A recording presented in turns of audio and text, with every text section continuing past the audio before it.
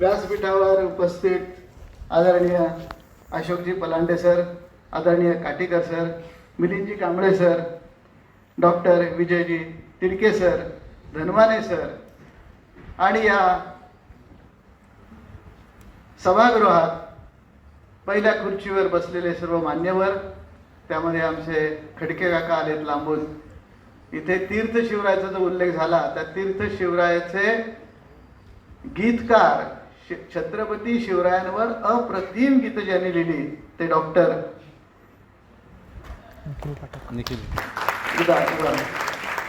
निखिल पाठक आणि संगीतकार जीवन धर्माधिकारी हे सर्व इथे उपस्थित आहेत. तुम्हा सर्वांच्या जवळ बसून माझं बोलणं ऐकण्यासाठी आहेत. कॉफी विथ ज्ञानेश्वरी हा एक इतका आगळा वेगळा आणि विलक्षण उपक्रम फर्ग्युसन कॉलेज सुरू करत आहे याचा मला अतीव आनंद आहे. मी कुठल्या शब्दात या सर्वांचे ऋण व्यक्त करू. पुणे तिथे काय उणे, बरोबर ना? पुणे तिथे काय उणे, खरंच आहे. याचं कारण पुणे जिल्हा हा छत्रपती शिवरायांचा आहे. ज्या पुण्यामध्ये गाढवाचा नांगर चालवला गेला होता आणि पुणे उद्ध्वस्त केलं होतं तेच पुणे, तीच पुण्यनगरी छत्रपती शिवरायांनी, बाल शिवरायांनी सोन्याच्या नांगरानं नांगरून हे पुणे बसवलंय. एका बाजूला आळंदी आणि देहू बर का, हे पुणे जिल्ह्यातलंच सांगतोय ना. ज्ञानदेवे रचला पाया तुका झाला असे कळस, या आध्यात्मिक मंदिराचा पाया आहे संत श्रेष्ठ श्री ज्ञानोबाराय आणि कळस जगद्गुरु तुकोबाराय. असं संत आणि शिवरायांचं वसती स्थान असलेलं हे पुणे, ही पुण्यनगरी, इथं खरंच काय होणं असेल. जसं मगाशी सर म्हणले, ज्ञानेश्वरीमध्ये कुठलाही प्रश्न अनुत्तरित नाहीत. कुठल्या जीवनातल्या प्रत्येक प्रश्नाचं उत्तर ज्ञानेश्वरी देते. आणि म्हणून कॉफी विथ ज्ञानेश्वरी हा तरुणांसाठीचा उपक्रम सरांनी सुरू केला. धनमाने सर आणि सगळेच तुम्ही फार अप्रतिम बोलला तो सर. तुम्ही काय सगळेच, आणि मगाचा आपला सूत्रसंचालक पार्थ का, पार्थ, तू पार्थ मी संजय.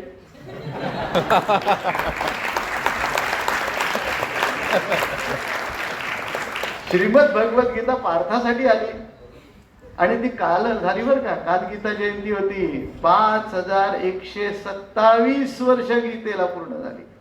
कालच गीता जयंती झाली आणि आज द्वादशीला हा उपक्रम आपण सुरू करतोय. मगाशी सरांनी ज्ञानेश्वरी ग्रंथाच्या त्या पालखी सोहळ्याचा उल्लेख केला.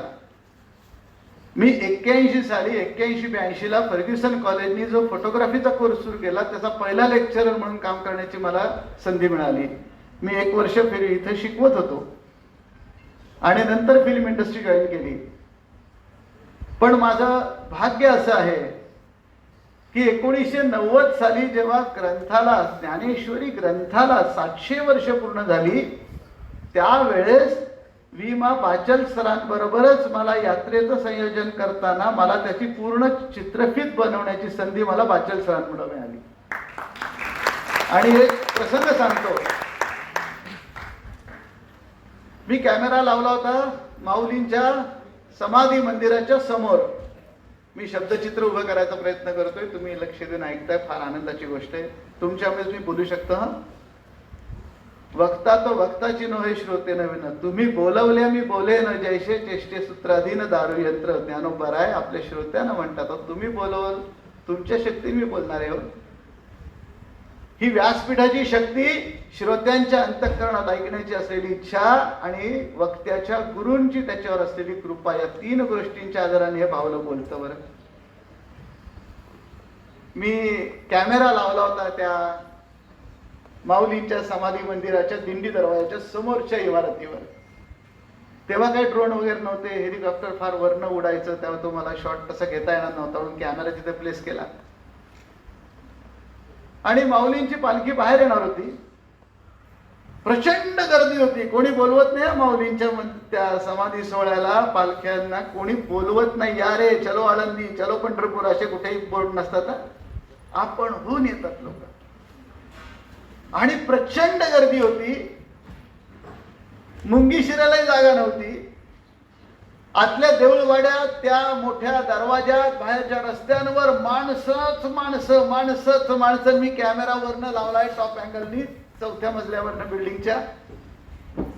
पांढरे पांढरे पांढरे पांढरे कपडे घातलेले, पेटे घातलेले, भगवे ध्वज नाचतायत असं दृश्य दिसतंय.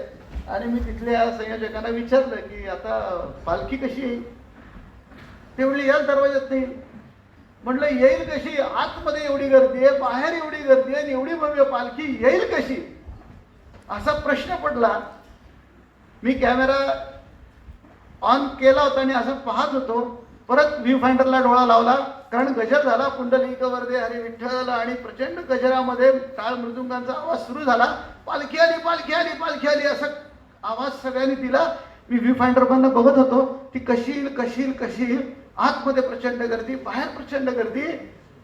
आणि क्षणार्धामध्ये बाहेरची माणसं कुठं हल्ली, आतली माणसं बाहेर कशी आली काहीच कळलं नाही. टॉप अँगलनी तुम्ही विचार करा कसं दिसलं असेल चित्र.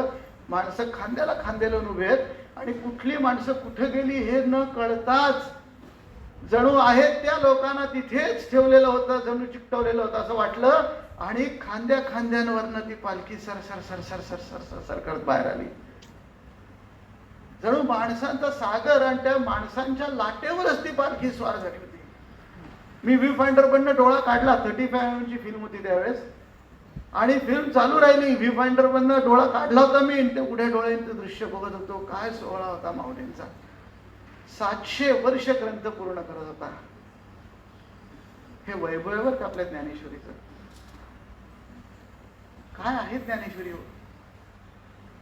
आपण आता दर 15 दिवसानंतर इथे जेव्हा आपल्याला वेळ देतील तुम्ही या बरं. मी माझे आपले सहकारी आपल्या संस्थेतले विनाशुल्क ही आपली सेवा आहे. येण्या जाण्याचा वेळ खर्च करून आम्हालाही बरीच कामं आहेत. आज 21व्या शतकात कोणी रिकामं नाहीये. आणि तुम्ही जेव्हा बघाल इथली तरुण मुलं काय बोलतील, उच्च शिक्षित मुलं तुमच्यासाठी येतील, वेळ पैसा खर्च करून येतील, 2-2, 4-4 तास आपल्या जीवनातला वेळ वाया घालवून येतील, पण तो वाया जाणार नाही, कारण ते तुमच्याशी बोलणार आहेत, ते ज्ञानेश्वरी बोलणार आहेत. कॉफी विथ ज्ञानेश्वरी फार सुंदर उपक्रम सुरू केलाय सरांनी. तरुणांशी ज्ञानेश्वरी बोलायची संधी मिळणं हे परम भाग्य मी मानतो. माझ्या जीवनातला सगळ्यात आनंदाचा आणि भाग्याचा क्षण कुठला असेल तर हा आहे की तरुणांशी बोलायची मला सरांनी संधी दिली, आणि ते सुद्धा ज्ञानेश्वरी विषय. 16व्या वर्षी ज्ञानोबारायांनी गीतेवरचं सर्वांग सुंदर भाष्य प्रगट केलं बरं का. 16 वयाचा मुलगा डोळ्यासमोर आणावं, ज्याच्यावर अनंत अत्याचार समाजाकडनं घडले. आई वडिलांनी देहत्याग केलाय. निवृत्तीनाथ महाराज, ज्ञानेश्वर महाराज, सोपान काका, मुक्ताबाई ही 4 भावंड पैठणपर्यंत आम्हाला शुद्धीपत्र द्यावं, आम्हाला शुद्धीपत्र द्यावं, आम्हाला समाजात घ्यावं असं म्हणणारे. आणि तिथून ते पैठणवरनं नेवास्यात आले. निधी निवास असं मूळ गावाचं नाव, ते नंतर झालं नेवासे. हे आपण नंतर ऐकणार आहोत सगळं. या निधी निवासामध्ये लोकांनी काही प्रश्न विचारले. या संसारात जगावं कसं, देह धारण झालाय तर कुठल्या कारणासाठी झालाय, मी कोण होतो, माझ्या जीवनात उद्दिष्ट काय आहे, काय मिळवायचंय माणसाला, कुठली डिग्री घ्यायची, इंजिनिअरिंग, मेडिकल, कॅमेरामन, काय करायचंय काय, मला माझ्या जीवनाचं उद्दिष्ट काय असलं पाहिजे, सुख कुठे आहे, दुःख का होतं, या सगळ्याची उत्तरं आम्हाला द्यावं ज्ञानोबा. ज्ञानेश्वर महाराजांनी निवृत्तीनाथांकडे बघितलं. निवृत्तीनाथ म्हणाले, कडी गिळते या जीवा करी धावा पण वेगी. ज्ञानोबा, या कलिग्रस्त जीवांच्या मदतीला धाव रे, यांना योग्य मार्गदर्शन कर, यांना योग्य जीवनाची दिशा दे, यांना जीवनाचं उद्दिष्ट शिकव. आणि म्हणून ज्ञानेश्वर महाराज प्रवृत्त झाले. गुरूंच्या आज्ञेवरनं त्यांनी समोर ग्रंथ घेतला, श्रीमद भगवद्गीता. आणि या गीतेवरचं सर्वांग सुंदर न भूत न भविष्यती असं भाष्य ज्ञानेश्वर महाराजांच्या मुखातनं प्रसवलं. ज्ञानेश्वरी ग्रंथ लिहिला गेला नाही बरं का, तो सांगितला गेलाय. ज्ञानेश्वर महाराज रोज एकेका त्या श्लोकावर, भगवंताच्या त्या वचनावर आपल्या प्रज्ञेनं भाष्य करतायत. भाष्य वेगळं आणि भाषांतर वेगळं बरं का मुलांना. भाषांतर म्हणजे एका भाषेतलं दुसऱ्या भाषेत जसंच्या तसं उतरवणं म्हणजे भाषांतर. आणि भाष्य म्हणजे मूळ ग्रंथकाराच्या भूमिकेत जाऊन, म्हणजे मूळ भगवान श्रीकृष्णांच्या भूमिकेशी तादात्म्य होऊन बदलत्या काळात सुद्धा तीच मूल्य, तेच सिद्धांत कशा पद्धतीने जगायचे आहेत हे आपल्या प्रतिभेतनं आणि अनुभूतीतनं सांगणं म्हणजे भाष्य. लोकमान्य टिळकांनी सुद्धा याच भगवद्गीतेवर भाष्य केलं बरं का, गीता रहस्य. वेगवेगळ्या काळामध्ये युगपुरुषांनी या राष्ट्राला दिशा देण्यासाठी, मानवानं त्यांचं उद्दिष्ट समजून सांगण्यासाठी, जीवन कृतार्थ करण्यासाठी याच श्रीमद भगवद्गीतेवर काळानुरूप भाष्य करत गेले. त्यातलं सर्वांग सुंदर भाष्य म्हणजे ग्रंथराज श्री ज्ञानेश्वरी. ग्रंथ बघा, ग्रंथी म्हणजे गाठ, ग्रंथी म्हणजे गाठ. आपल्या या आतल्या चैतन्याला आपण केवळ देह नाही बरं का, आपण देह नाही आहोत, देह धारण केलाय. जसा कपडा घातलाय तसा हा देह घेतलाय, व्यवहारासाठी घेतलाय. आतमध्ये जे चैतन्य आहे त्या जीव चैतन्याला का जीव चैतन्य म्हटलं गेलं? तो परमात्म्याचा अंश असून सुद्धा तो जीव का झाला? कारण त्याला गाठी पडल्या आहेत. बंधनापासून उकललेल्या गाठी देता आली मिठी सावक, असं असे जगद्गुरु तुकोबाराय म्हणतायत. कसल्या गाठी आहेत या? अज्ञानाची गाठ आहे. मी कोण आहे, हे जगत काय आहे, ईश्वर काय आहे, माझं कर्तव्य काय आहे, मला काय करायचंय, मला काय मिळवायचंय, याच्या विषयीचं अज्ञान ही एक गाठ आहे. स्वार्थ दुसरी गाठ आहे, अहंकार तिसरी गाठ आहे, कर्मफळ प्रारब्ध, अशा अनेक गाठी त्या जीवाच्या भोवती पडल्या आहेत. या गाठींपासून ज्या चैतन्याला मुक्त केलं जातं, या गाठींपासून हे जीव चैतन्य मोकळून आत्मतत्वामध्ये विलीन केलं जातं. अशा मोक्षदायी विचारांच्या तत्वांना म्हटलंय ग्रंथ. गाठींपासून सोडवतात, ग्रंथींपासून सोडवतात ते ग्रंथ. आणि या ग्रंथातला राजा आहे ग्रंथराज श्री ज्ञानेश्वरी. या ज्ञानेश्वरीतलं चिंतन आपण आता दरवेळेस 15-15 दिवसांनी सर जसं ठरवतील त्या पद्धतीने आपण करणार आहोत. मुलांनो, कुठलंही शिक्षण घ्या, एका पद्धतीचं शिक्षण घेतलं तर दुसऱ्या पद्धतीमध्ये आपल्याला त्यातलं ज्ञान नसेल तर अडचण येत नाही बरं का. मी कॅमेरामन आहे, मला इंजिनिअरिंग मधलं ज्ञान नाही, मला सिव्हिल इंजिनिअरचं ज्ञान नाही, मला कलेतलं ज्ञान नाही, माझं अडलं नाही. पण ज्ञानेश्वरीतली मूल्य जर आपण शिकलो नाही, गीतेतली मूल्य जर आपण आपल्या जीवनात उतरवली नाही तर आपलं मात्र अडणार आहे बरं का. भौतिकातलं एक पद्धतीचं ज्ञान दुसऱ्याला गरजेचं नाहीये, पण प्रत्येकाला गरजेची आहे ज्ञानेश्वरी. जो जो मनुष्य आहे त्याला गरजेची आहे ज्ञानेश्वरी. अशा ज्ञानेश्वरीतली मूल्य आपण शिकणार आहोतच. आज मला थोडक्यात एक विषय महत्वाचा घ्यायचा आहे, तो म्हणजे धर्म. गोंधळ घालणार आहे बरं का धर्म. आता मी माझ्या व्याख्यानाला सुरुवात करतो. तुम्ही म्हणाल मग एवढ्या वेळ काय केलं, कशाला वेळ घालवला? बरं, बाकीचे चांगले बोलत होते की सर काय सुंदर बोलले, कांबळे सर काय सुंदर बोलले, तो पार्थ काय सुंदर बोलला. पार्थच्या मुखात बस ज्ञानेश्वरी नाचती असं वाटत.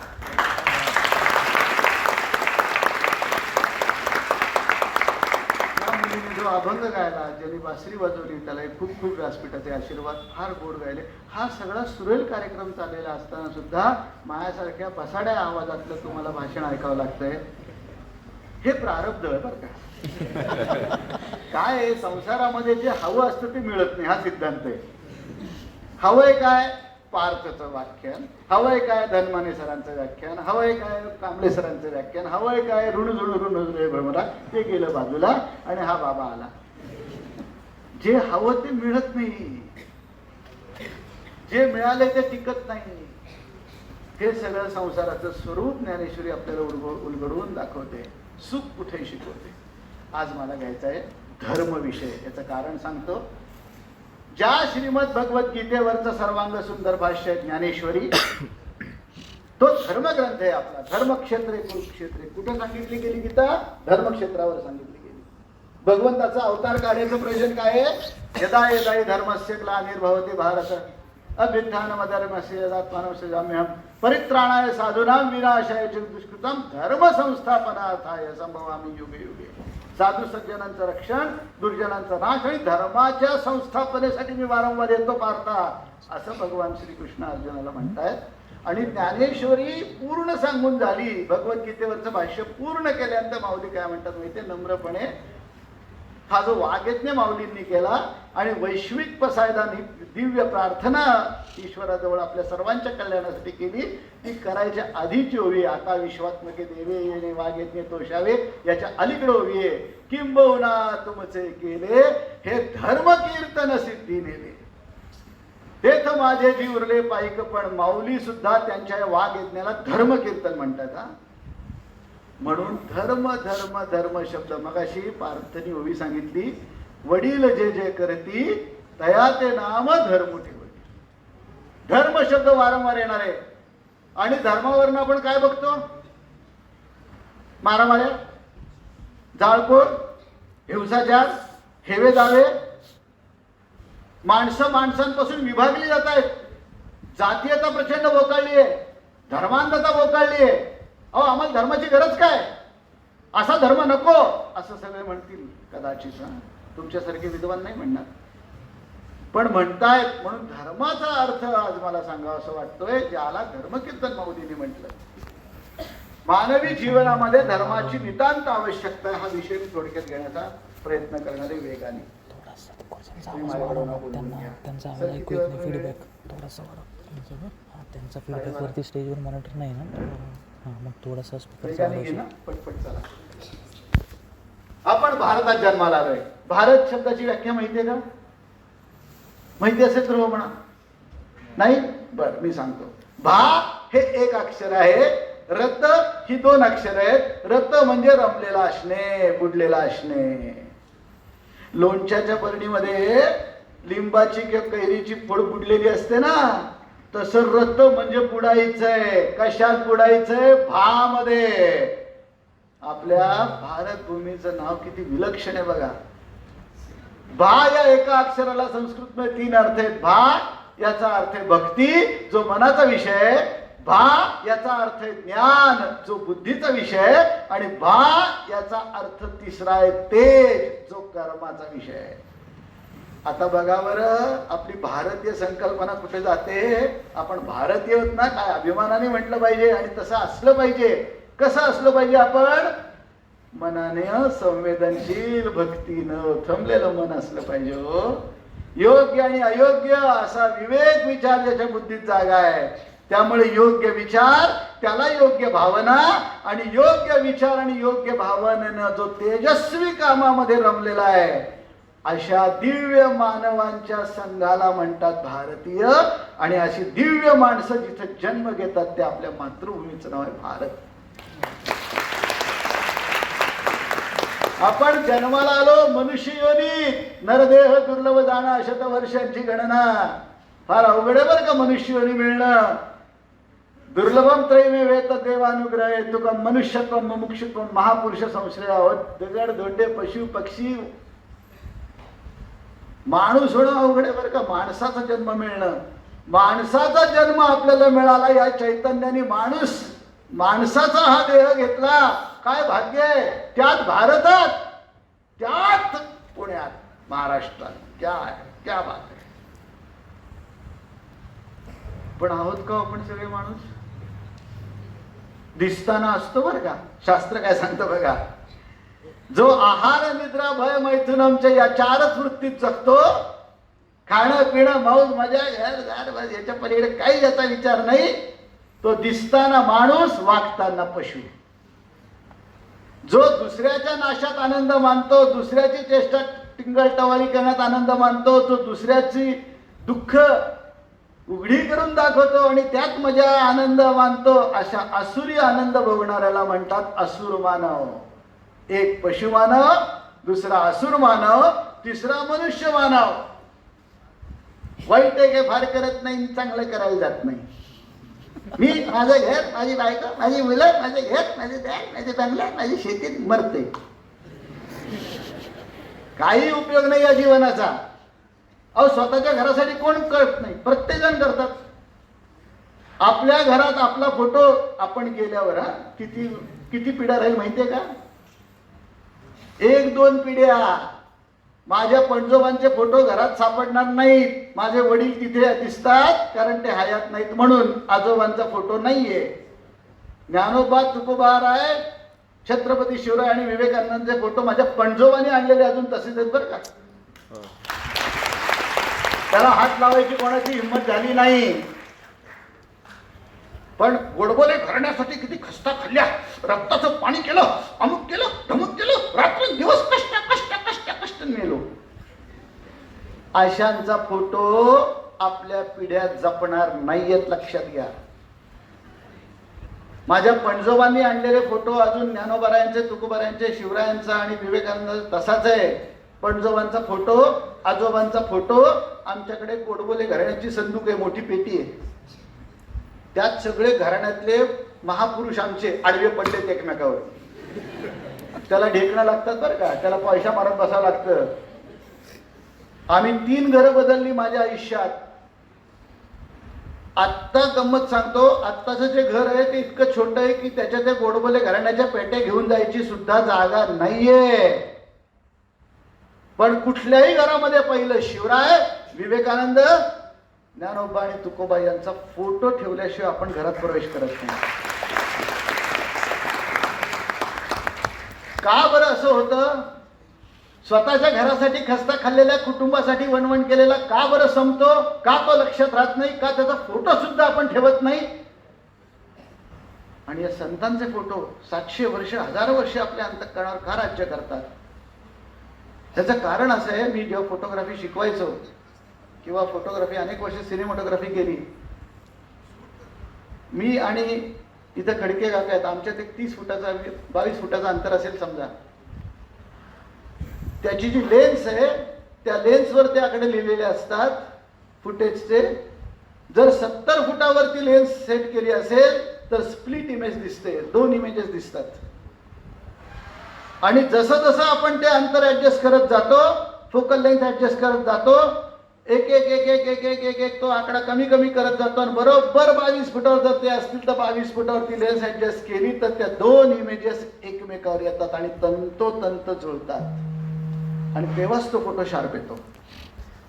तसं आपल्या आणि संतांच्या, शिवरायांच्या जीवनामध्ये हा जो पॅरलॅक्स आहे, ही जी तफावत आहे ती कशामुळे आहे? तर त्यांच्या मनासारखं माझं मन नाहीये, त्यांच्या विचारासारखा माझा विचार नाही, त्यांच्या कर्मासारखं माझं कर्म नाहीये.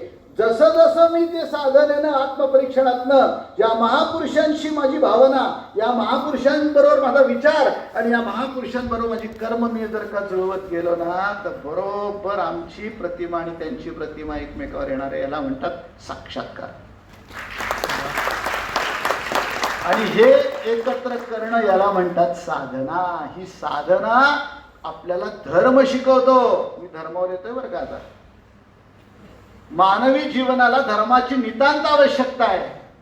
दिसताना माणूस, वागताना पशु, दिसताना माणूस, वागताना असुर, दिसताना माणूस, असतानाही माणूसच, पण दिसताना माणूस, पण बोलताना, व्यवहार करताना, चालताना मात्र देव माणूस. या मनुष्याचं देवात रूपांतर करणं याच्यासाठी लागतो धर्म.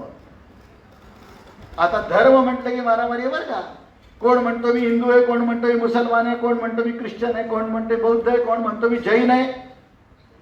मुलांनो, हे धर्म नाहीयेत, ह्या उपासना पद्धती आहेत. धर्म एकच. काय धर्माची व्याख्या? धारयती अनेन इति धर्मः. जो संपूर्ण मानव जातीतच नाही, सर्व जीवांचं एकत्रित धारणा पोषणा करतो, त्या तत्वांना म्हटलंय धर्म. मी हिंदू म्हणेन स्वतःला, कोण मुस्लिम म्हणेल, कोण ख्रिश्चन म्हणेल, कोण बौद्ध म्हणेल, कोण जैन म्हणेल, ही त्याची उपासना पद्धती आहे, धर्म नाही. धारयती अनेन इति धर्मः. धारणा धर्म इत्याहु. धर्मो रक्षती रक्षिता. ही जी सगळी व्याख्या आहे ती काय शिकवते बघा. प्रत्येक मनुष्याला धर्माची आवश्यकता आहे. धर्म भेदाभेद शिकवत नाही. धर्म समाजाला एक करतो. धर्म समाजाचं पोषण करतो. धर्म समाजाची धारणा करतो. त्यामुळे अशा आचार विचाराची चौकट, अशा तत्वांची चौकट की ज्या चौकटीतनं आपण स्वतःचं जीवन नेलं तर त्या दिव्य विचारांनी, दिव्य आचारांनी, दिव्य तत्वांनी माझं जीवन शुद्धातिशुद्ध होत मी संपूर्ण समाजाचा होऊन राहिलो पाहिजे. अशा मानवतेला एकत्र करणारा धर्म आहे. म्हणून धर्माचे 3 अर्थ गीतेने दिलेत. आता नीट ऐका, 20च मिनिटात मला विषय घ्यायचा आहे. लहान मुलांसाठी मला 4 ते 5 तास हे बोलावं लागतं. 8वी 9वीच्या मुलांसाठी तुम्ही गतीने चला. धर्माचे 3 अर्थ आहेत. धर्म म्हणजे गुण, धर्म म्हणजे स्वभाव आणि धर्म म्हणजे कर्तव्य. आता हे अर्थ कसे आहेत बघा बरं का. सृष्टीमध्ये काही जड तत्व आहेत, काही चेतन आहेत, बरोबर. पशु पक्षी चेतन आहेत, त्याच्यापेक्षा आपण मनुष्य योनी सर्वात श्रेष्ठ आहे. काही जड योनी आहे. जड योनीसाठी धर्माचा अर्थ आहे गुण. पाण्याचा गुणधर्म, अग्नीचा गुणधर्म, वायूचा गुणधर्म. अग्नी इथेही जाळणारच, उष्णता देणारच. अमेरिकेतही अग्नी जाळणार, जपानमध्ये अग्नी जाळणार. असं कोणी म्हटलं का मी अमेरिकेला माझ्या मुलाकडे गेलो होतो आणि घराला आग लागली, असं वाटलं की पळून जावं घरातनं, पण खूप गार वाटायला लागलं होतं, असं कोण म्हणेल का? कारण तो अमेरिकेतला अग्नी होता. हो, आपण म्हणू बाई इकडे या, येरड्यात सोडतो तुम्हाला नेऊन. अग्नी जाळणार, पाणी ओलं करणार. रोज एकाच मार्गाने गेलं तर खड्डा भरूनच पुढे जाणार. पाणी समप्रमाणात राहणार. हा पाण्याचा गुणधर्म सार्वत्रिक आहे बरं का, सार्वकालिक आहे. म्हणून जड पदार्थांना धर्माचा अर्थ आहे गुण, आणि हा आपण वापरतो गुणधर्म असा शब्द वापरतो बरं का. धर्माचा नीट अर्थ समजून घ्या, किती व्यापक आहे विषय हा. पशु पक्ष्यांसाठी धर्माचा अर्थ आहे स्वभाव. मांजराचा स्वभाव लबाड, कुत्र्याचा स्वभाव इमानी, घोडे इमानी. मग शिवरायांची कृष्णा घोडी असू दे किंवा राणा प्रतापांचा चेतक असू दे, तो इमानीच. कोल्हा धूर्त, लांडगा क्रूर. पशु जगतासाठी धर्माचा अर्थ आहे स्वभाव. मनुष्यासाठी काय हो? मनुष्यासाठी धर्माचा अर्थ आहे कर्तव्य. आणि कर्तव्य आपल्याला ज्ञानेश्वरी शिकवणार आहे, म्हणून हे धर्मकीर्तन आहे. ही प्रत्येकाला गरजेची आहे. मग कर्तव्य ठरतं कसं? मी आणि सर समोरासमोर आलो, 2 मानव समोरासमोर आले, मी आणि इथली मुलगी एखादी समोरासमोर आलो, भेटलो, आमच्या दोघांमध्ये काहीतरी नातं तयार झालं बरं का. ते नातं जितकं पवित्र राहील, ते नातं ज्या गुणांनी सजवलं पाहिजे की ज्यामुळे ते नातंही पवित्र राहील आणि आमच्या दोघांमुळे राष्ट्राची सेवा होईल, कल्याण होईल. अशा योग्य गुणांनी योग्य नाती जगायला शिकलं पाहिजे. ती योग्य गुणवत्ता काय नात्यातली, ते धर्म शिकवतो. धर्माची गरज नाही कसं म्हणता येईल? आणि म्हणून धर्म हा शब्द प्रत्येक नात्याला पण लागलाय की नाही बघा. पितृ धर्म, मातृ धर्म, पुत्र धर्म, विद्यार्थी धर्म, आचार धर्म, शेजार धर्म, राष्ट्र धर्म.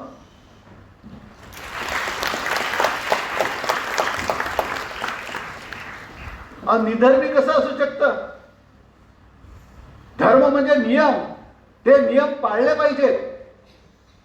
आपलं केंद्र आहे ज्या गावामध्ये किंवा वेंगरुळला आपलं जे शस्त्रविद्यांचं गुरुकुल आहे, तिथे डाव्या बाजूने जातात, उजव्या बाजून जातात, बैलगाडी तिकडे जात असते, आमचे घोडे इकडे येत असतात, कुठेही जातात. पण जिथे व्यवस्था वाढते, जिथे लोकसंख्या वाढते, तिथे यातायात, तिथला प्रवास सुखकर व्हावा म्हणून जे नियम लावले जातात, तो धर्म नाही का?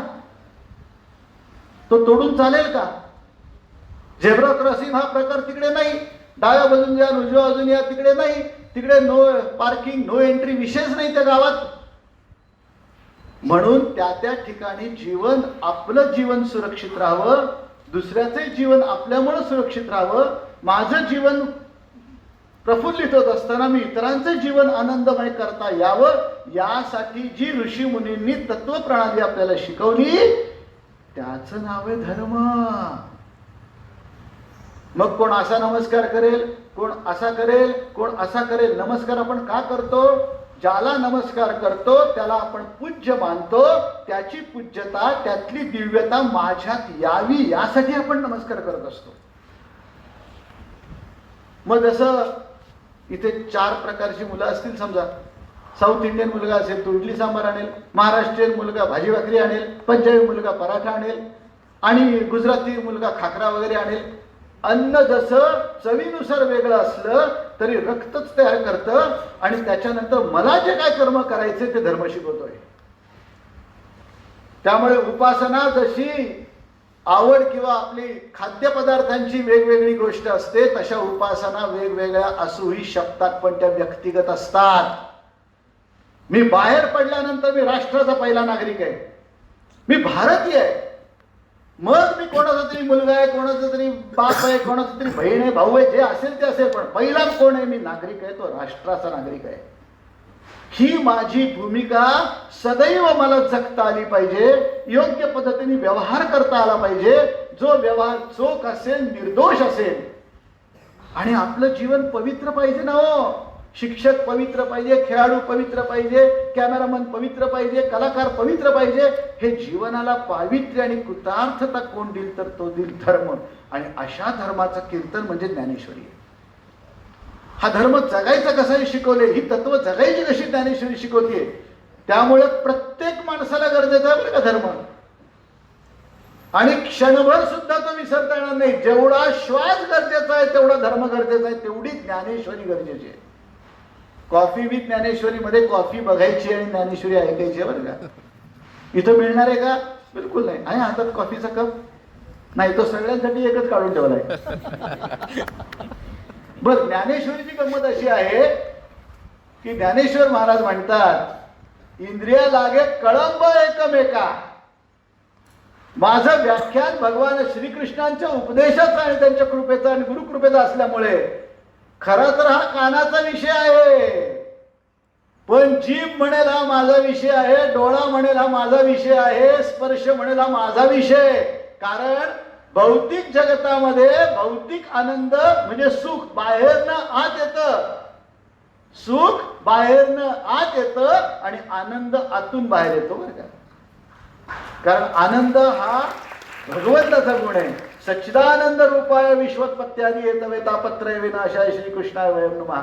आत्म्याचा अनुभव आनंद, तर तो आतून बाहेर जाणार आहे. आणि सृष्टीचा अनुभव सुख, तो बाहेरून आत येणार आहे. आणि सुखाला विरोधी शब्द आहे ना. सुखाला विरोधी शब्द काय?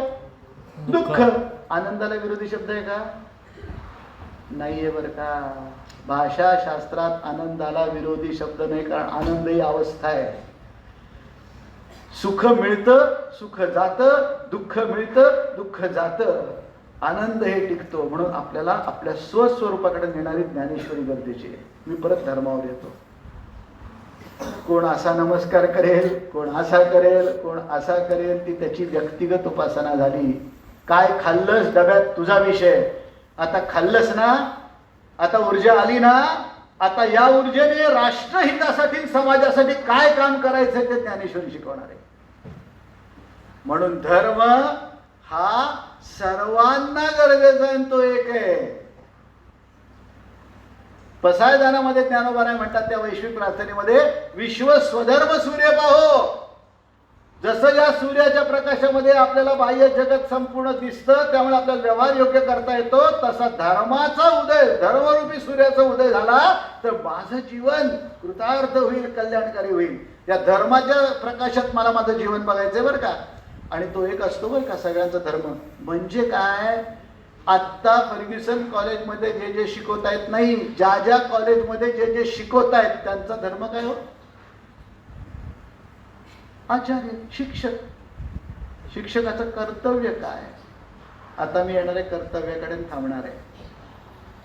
जशी धर्मावरनं मारामारी आहे, धर्माचा अर्थ नीट कळलेला नाहीये, तसंच कर्तव्य करण्यासाठी आपल्याला गुण समजावे लागतात. गुणकर्म विभाग असे. हा कर्तव्य करण्यासाठी माझ्याकडे काय आणलंय,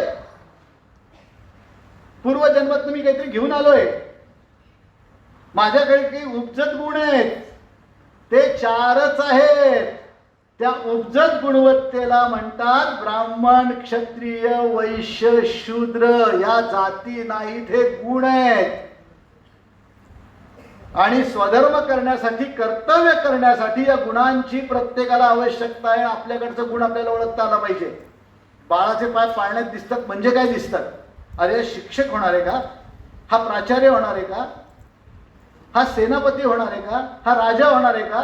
कसं कळतं? त्यांनी उपजत काही गुण आणलेत. लक्षात घ्या, आज जातीयता इतकी बोकाळली आहे. जात हा शब्द संत वाङ्मयात नाही. हा एके ठिकाणी तुकोबाराय म्हणतात, माझ्या जातीचे मज भेटो कोणी आनंदाची धणी फेडाव्या. तिथे जात शब्दाचा अर्थ आहे आवड. माझ्या आवडीचे मला भेटो. मला वाचनाची आवड आहे, मला वाचक भेटो. मला खेळायची आवड आहे, मला खेळाडू भेटो. आपल्या आवडीचा जर का भेटला तर आनंद द्विगुणित होतो ना. म्हणून माझ्या जातीचे म्हणजे आवडीचे. जात हा शब्द शास्त्रात नाही. शास्त्रात काय आहे? वर्ण शब्द आहे. चातुर्वर्ण मया सृष्टम गुणकर्म विभागशः. अर्जुना, हे 4 गुण मी जन्माला घातले. कुठला गुण आहे?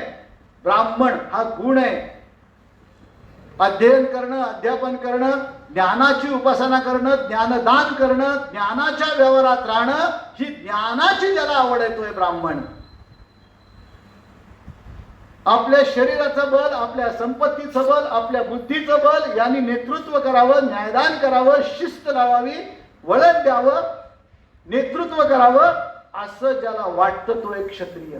रक्षण करणार, विनियोग करावा, पैशाचा संपत्ती निर्माण करावी, व्यवसाय करावा, असं ज्याला वाटतं तो वैश्य आहे. पण वैश्याची जी कुशलता आहे ती माझ्याकडे नाही. बुद्धीची धारणा माझ्याकडे नाही. शरीराचं बल माझ्याकडे नाही. अरे पण सेवावृत्तीत राहे ना. मी समाजाची सेवा करून समाजाला संतुष्ट ठेवेल असं जो म्हणतो तो शूद्र आहे. शूद्र हा त्याज्य नाही. ते भगवंताचे चरण आहेत. मुखापासून आहे ब्राह्मण. काय सांगता राव, असं कुठं असतं का? असं म्हणतात ना लोक. अरे याचा लक्षणार्थ काय आहे? ज्ञान कशाने दिलं जातं? शब्दाने दिलं जातं, वाणीनं दिलं जातं. म्हणून ज्ञान जिथून प्रसरवलं जातं, ज्ञान जिथून घेतलं जातं, तो मुखाचा भाग आहे ब्राह्मण. तो भगवंताच्या मुखापासून आहे. संरक्षण केलं जातं क्षत्रियाकडनं, नियमन केलं जातं क्षत्रियाकडनं, ते बाहुबलातनं. म्हणून बाहूचं ज्याच्याकडे बल आहे तो क्षत्रिय भगवंताच्या त्या विराट पुरुषाच्या बाहूपासून आहे. अर्थकारण, संपत्ती आणि बाकी चलनवलन केलं जातं, गरजा भागवल्या जातात. त्यामुळे तो पोटापासून, मांडीपासून आहे वैश्य. आणि शूद्र हा भगवंताच्या चरणांपासून आहे. भगवंताच्या चरणाची सेवा आपण करायलाच पाहिजे. शूद्र त्याज्य नाही. हे नीट समजून घेऊ आपण. मी जसं तिथे चप्पल काढून व्यासपीठावर आलो ना, तसं आपलं नाव गाव काढून आता यायचं बरं का आपल्या चिंतन वर्गाला. आपण जे ज्ञानेश्वर चिंतन घेऊ तिथे जात चप्पल बाहेर काढले तसे काढून टाकायची. याचं कारण माहितीये का? ही जी नाव आणि जात चिकटली ती कशी चिकटली बघा. तुझं नाव काय रे? हा, श्रीनिवास. अरे काय सुंदर नाव आहे. कधीपासून? कधीपासून? 17 वर्ष झाली. म्हणजे कधीपासून? जन्मापासून? जन्मापासून बघा, नीट उत्तर दे. जन्मापासून ना? ठीक आहे, कदाचित गोंधळला असेल श्रीनिवास. तो म्हणतोय जन्मापासून. जन्मापासून असं तर काय गडबड होईल बघा. हा जन्माला आला श्रीनिवास की मी आता ते माझ्यावर घेतो. मी जन्माला आलो, मी कोणाचा अपमान नको व्हायला. श्रोत्यांचा कधी अपमान करू नये. ज्ञानेश्वर महाराज श्रोत्यांना देव मानतात बरं का. तुम्ही संत आहात असं ज्ञानेश्वर महाराज म्हणतात. तुम्ही बोलवले मी बोलेन अशी त्यांच्या ठिकाणी वंदना करतात. तेव्हा तुमचा कोणाचा अपमान करणे व्यासपीठाचं कधी लक्ष नसणार. लक्षात ठेवा. चुकून सुद्धा माझ्याकडनं अपमान होऊ नये. मी जन्माला आलो, श्रीनिवास सुधारण घेतोय. आणि जन्मापासून नाव असेल तर काय होईल? मुलबाची खोल फाडली, नाका तोंडातनं घाण काढली, मला रडवला आणि आईला नेऊन दिला. आणि आईला म्हटलं, आई संजय. कारण जन्मापासून असेल नाव तर काय होईल? आई संजय असं जर म्हटलं, आई फेकून दिल की तिचे पोरग? फेकून दिल की नाही? विचार करा माझ्या आईने काय केलं असतं. आई संजय ये. वडिलांना फोन केला असता, या नाव सांगते. तुला माहित नाही तू कोण आहेस. हॉस्पिटलमध्ये बदललं गेलो असू तर विचार करा ना, एक मुस्लिम महिला होती, एक ख्रिश्चन महिला होती, राष्ट्राचे हे सगळे भारतीय होते, हे लक्षात घ्या. बदललं गेलं असून त्याला कुठला माझा धर्म आणि कुठली माझी जात समजून घेऊ. काय प्रकरण आहे हे. मला नाव नंतर ठेवलं, तुला नंतर ठेवलं नाव, 12व्या दिवशी वगैरे ठेवतात साधारण नाव, बरोबर ना. आपल्या आयुष्यातला मुलांना विचार करा, पहिला समारंभ आपल्यासाठी असलेला आपल्यालाच आठवत नाही ना, आपल्याला माहिती नसतो. आहे की नाही विडंबना ही. ये मृत्यू लोकींचे उपराटे माऊली म्हणतात. समारंभ कोणासाठी? माझ्यासाठी. नाव कोणाचं ठेवायचं? माझं. हे लोक कोणासाठी आले? माझ्यासाठी. मलाच माहिती नाही. माझ्या बारशाला मी रडत पडलो होतो, नाका तोंडात घाण येत होती. लहान 12 दिवसाचं मूल रडत असेल तर काय करा, विचार करा बरं काय अवस्था असेल त्याची. आणि घरातल्या सगळ्या बायका नटून थटून आरशासमोरून हलतच नव्हत्या. कोणीतरी म्हणालं, अगं उषा, ज्याचा आज नामकरण विधी आहे, ज्याच्यासाठी सोहळा आहे बघ, ते तुझं पोरगं रडत पडलंय. सगळ्यांचं आवरून झाल्यानंतर माझ्याकडे लक्ष दिलं बरं का. मग मला आंघोळ घातली. 2 तास माझं रडून झालं होतं. गरम पाण्याने आंघोळ घातल्याला मला बरं वाटलं.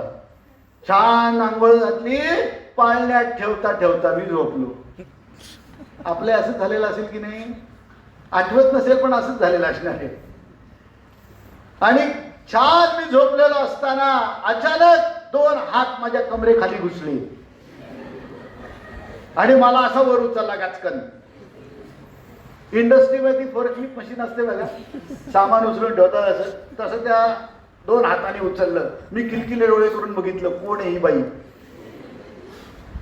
तिचं नाव आत्या.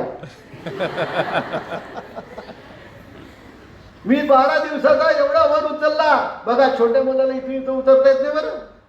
आता तुम्ही इथून इथे उडी माराल. लहान मुलाच्या दृष्टीने ते पर्स्पेक्टिव्ह कसं असतं, ती कालगणना कशी असते बघा. मी रडायला लागलो. एवढा वर उचलला पाळण्यात, मला तंगड्या बसून रडतोय. तेवढ्यात मला पाळण्या खालनं फिरवायला लागले. कोणी गोविंद घ्या, कोणी गोपाल घ्या, कोणी मधुसूदन घ्या. घरा घरा घरा घरा. एकदा पाळणा दिसतोय, एकदा आकाश दिसतोय, एकदा पाळणा दिसतोय, एकदा आकाश दिसतोय. जायंट व्हीलचा अनुभव मी पहिल्यांदा तेव्हा घेतला.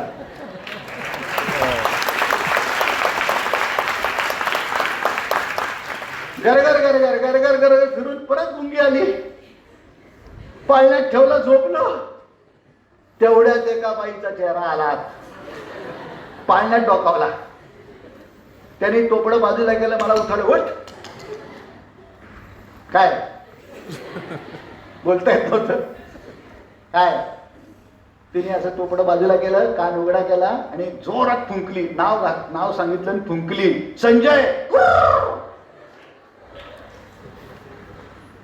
एवढेसे कानाचे पडदे फाटले असतील की नाही, पण अजून ऐकू येते. भगवंताची कृपा. आत्यानी कान फुंकले, नसलेलं नाव ठेवलं, आरोपित केलं. आणि आता सगळ्यांनी कंबर कसून चंग बांधला की याला नाव कळलंच पाहिजे, कळलंच पाहिजे, कळलंच पाहिजे. मग सारखं संजय नाव ठेवलं होतं. आई म्हणायला लागली, संजय संजय संजय. संजयला भूक लागली का? संजय दूध पाहिजे का? संजयनी हे काय केलं, हे काय केलं म्हणजे लहान मुल दुसरं काय करणार, काही दिव्य काही करू शकत नाही. संजय संजय संजय संजय सारखी ती 2-3 शब्द माझ्या कानावर येऊन आदळायला लागले. कुठल्याही बाकीच्या त्या ऑडिओ लहरींच्या आधी संजय संजय. अरे ह्याचा काही माझा संबंध आहे का? सारखं का संजय संजय संजय संजय म्हणतायत, ही शब्द का माझ्या कानात आदळतायत? आणि जेव्हा पहिल्यांदा आईने हाक मारली आणि मी तिला प्रतिसाद दिला असेल पहिल्यांदा, संजय आईला बघितलं, ओळखला. आई हर्षवायूनी वेडी, ओळखला. पलांडे सर आता हाक मारा, बघतो बर का, बघतो. संजय संजय म्हणून बघायला लागलो. मग काही दिवसांनी कळलं हे माझे बाबा, पप्पा, बाबा, मग त्यांचं नाव, मग आडनाव, मग जात, मग अमुक ढमुक सगळं अंगावर आलं. नसलेलं अंगावर घेतलंय बरं का मी. माऊली म्हणतात परतोनी पाठी मोरे ठाके, आपण ते आपण पे देखे, देखत खेव ओळखे, म्हणे ते तत्व मी. आणि हा संजय आत्माराम गोडबोले हा या व्यवहाराचा भाग आहे. हा ओळख व्यवहारातली आहे, ही मी नाहीये. कोण आहे मी? काय नाव माझं? मनबुद्धी अहंकार चित्तानि नाहम, न च श्रोत्र जिह्वे, न च घ्राण नेत्रे, न च व्योम भूमी, न तेजो न वायु, चिदानंद रूप शिवोहम शिवोहम. ते तत्व मी आहे रे, मला नाव नाही रे. हे आत्ता ठेवले. मुली लग्नानंतर नाव बदलतात ना, बदलतात, तशी नावं बदलत गेलीत माझी. ही व्यावहारिक ओळख आहे. ज्ञानेश्वरी आपल्याला आतली ओळख करून देते. ज्ञानेश्वरी आपल्याला आतला अनुभव देते, ज्याच्यामुळे आपण आनंदाचे धनी होतो. आनंदाचे आवारू मांडू जग आपण करतो. आनंदाच्या साम्राज्य आपल्याला ज्ञानोबाऱ्या बसवायला निघाले. आपली खरी ओळख आपल्याला करून देणारे ज्ञानेश्वरी. ही जात अशी फेकून दिली बरं का तिकडे. मी कोणी आहे? मला एक सांगा, वर्गातला शिक्षक हा वर्गात शिकवताना ब्राह्मण आहे आणि वर्गातली मुलं वर्गात शिकताना ब्राह्मण आहेत, कारण दोन्हीकडे ज्ञानाचा व्यवहार चालू आहे. ब्रह्म. आम्ही सगळे ब्राह्मण आहोत या क्षणाला.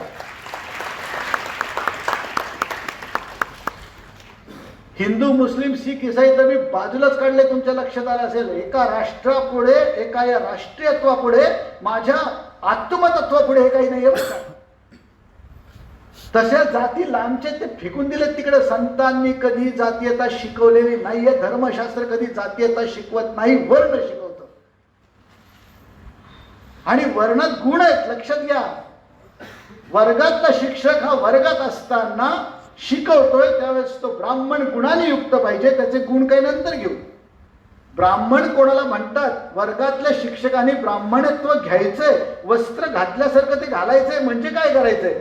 मी सिनेमॅटोग्राफी करताना माझ्याकडं जीन पॅन्ट असेल, रेबॅन गॉगल असेल, कारण रिफ्लेक्टर आणि लाईट तोंडावर असतात.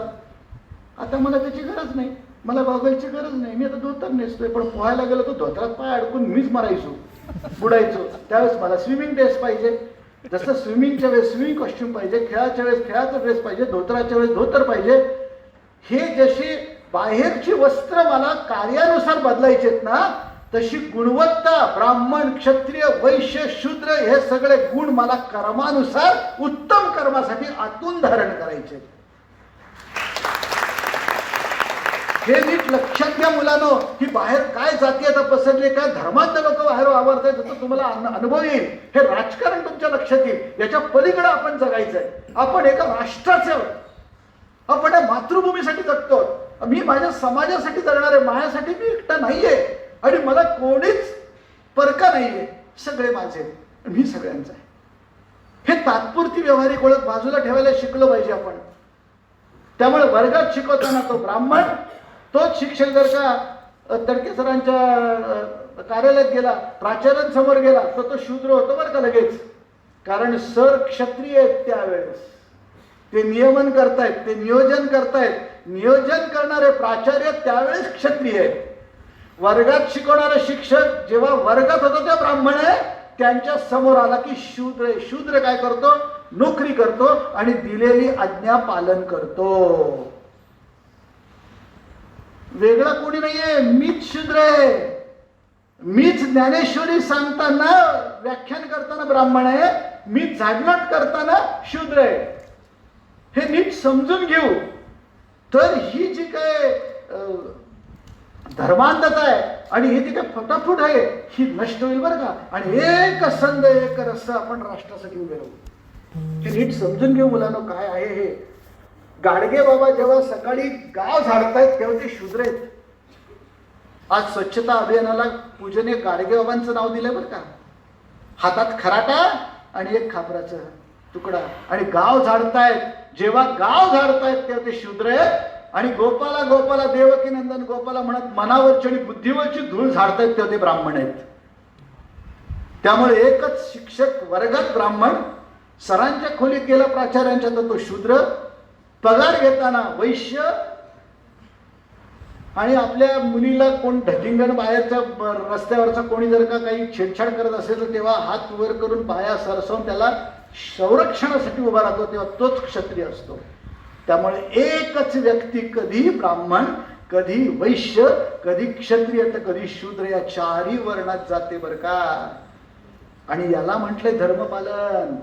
केवळ मी गंगा घातल्याने कुंकू लावल्याने मी धर्मपालन करणार नाहीये. प्रत्येक ठिकाणी माझं कर्तव्य काय, हे कर्तव्य समजून मी जर का प्रत्येक कर्म चोख करेल, ते समाजाच्या आणि राष्ट्राच्या कल्याणासाठी करेल आणि ते निस्वार्थपणे करेल तर धर्मपालन होईल. एक उदाहरण सांगतो, थांबतो. कार्पेंटर आहे, त्याला सरांनी बोलवलं आणि म्हणे अरे आमच्याकडे लाकड आली आहेत, तुला जरा बाग करायचे किंवा खुर्च्या करायच्या. तो काय काय गेलो, तो करवत घेईल, हातोडी घेईल, स्क्रूड्रायव्हर घेईल आणि 4 हत्यारे घेईल. छिलका काढणार, काय म्हणतात त्याला, रंधा, तो पण घेईल. ही सगळी हत्यारं त्यांनी जवळ घेतली एका पेटीत आणि निघाला. सरांकडे आला, सर म्हणले हे लाकूड पडले, याचं खुर्च्या करा. जिथे खिळा ठोकायचा आहे तिथं हातोडीच वापरावं लागेल, करवत वापरून चालणार नाहीये. लक्षात येते ना. जिथे स्क्रू पिळायचा आहे तिथे स्क्रू ड्रायव्हरच चालणार आहे, रंधा मारून चालणार नाहीये. तसं ब्राह्मण, क्षत्रिय, वैश्य, शूद्र या माझ्या दिव्य गुणवत्ता ज्या भगवंतांनी मला दिल्या त्या मी सकाळी उठून पेटीत घातल्या निघालो. ज्या ठिकाणी मी ब्राह्मण म्हणून जगलो पाहिजे त्या ठिकाणी ब्राह्मणाच्या गुणांनी जगलो पाहिजे, ज्या ठिकाणी क्षत्रिय म्हणून जगलो पाहिजे त्या ठिकाणी क्षत्रिय. योग्य ठिकाणी योग्य टूल वापरलं तरच कार्य सुंदर होतं ना. तसं योग्य ठिकाणी योग्य गुणवत्ता आतून धारण करणं म्हणजे राष्ट्र कार्य करणं आहे, म्हणजे धर्म कार्य करणं आहे, म्हणजे धर्म जगणं आहे. हा धर्माचा अर्थ नीट समजून घ्या मुलांनो. म्हणजे लक्षात येईल की कर्तव्य करण्यासाठी वर्ण आणि गुण आपल्याला माहिती पाहिजे. या वर्णामुळेच जाती निर्माण झाल्या म्हणून लोक जातीयतेवर बेबंद बोलतात आणि लोकांची डोकी फिरवत आहेत आणि धर्मावरनं मारामाऱ्या करतायत. हा धर्म आणि चातुर्वर्ण नीत आपल्याला कळला ना तर आपलं प्रत्येक काम सुंदर होईल, आपलं जीवन पवित्र होईल, निष्कलंक होईल. संत आणि शिवराय निष्कलंक आहेत बरं का. शिवरायांच्या जिरे टोपावर आणि त्या सगळ्या शुभ्र वस्त्रावर एवढाही कलंक नाही आहे.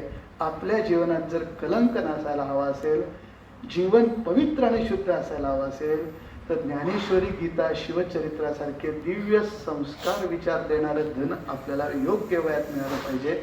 आणि ते देण्याचं काम कॉलेज करते. केवळ भौतिक शिक्षण नाही, अंतःकरण आणि जीवन पवित्र करणारं शिक्षण या निमित्ताने कॉफी विथ ज्ञानेश्वरीने सुरू होतं आहे.